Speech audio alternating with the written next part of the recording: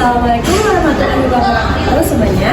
Saya Haura Kansapri dari kelas 10A. Saya akan mempresentasikan mengenai teks hikayat.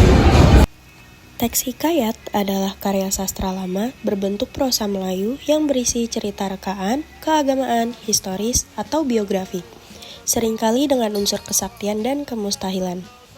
Karakteristik utamanya mencakup penggunaan bahasa arkais, anonimitas pengarang karena turun-temurun, latar istana sentris, serta penggunaan konjungsi waktu untuk alur. Berikut ada ciri-cirinya. Yang pertama itu kemustahilan dan kesaktian, selanjutnya ada anonim, selanjutnya ada istana sentris, dan yang terakhir bahasa arkais. Tujuan dari teks hikayat itu sebagai pelipur lara, pembangkit semangat juang, atau sekadar untuk meramaikan pesta. Untuk contohnya, mungkin kalian pernah baca atau mendengarnya, yaitu Hang Tuah, Perang Palembang, dan 1001 Malam. Di dalamnya, terdapat cerita yang membuat pembacanya akan merasa hanyut. Berikut nilai-nilai yang terkandung dalam teks hikayat. Yang pertama ada nilai moral, yaitu merupakan nilai yang berkaitan dengan akhlak atau sikap baik dan buruk manusia. Yang kedua ada nilai agama, yaitu yang merupakan nilai yang berkaitan dengan kepercayaan tokoh akan keberadaan Tuhan. Yang ketiga ada sosial, nilai yang berkaitan dengan relasi antar manusia. Dan yang terakhir ada nilai budaya, yaitu nilai yang berkaitan dengan adat istiadat atau kebiasaan di suatu wilayah tertentu.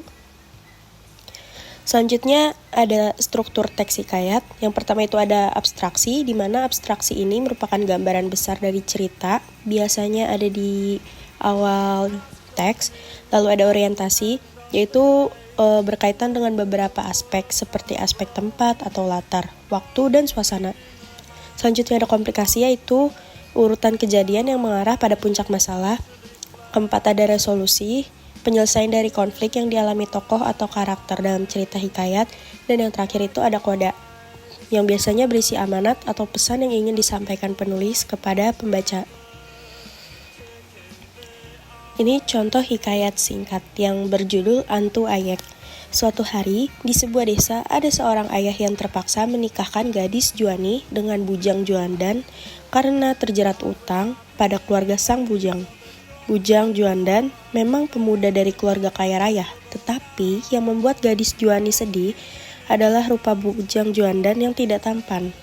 Selain itu, bujang Juandan pun menderita penyakit kulit di sekujur tubuhnya, sehingga dia juga dikenal sebagai bujang kurap.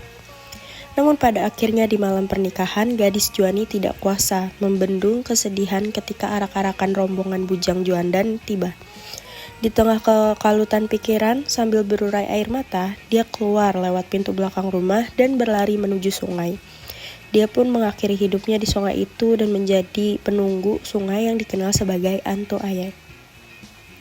Sekian adalah pembacaan materi teks hikayat dari saya. Kurang lebihnya mohon maaf. Wassalamualaikum warahmatullahi wabarakatuh.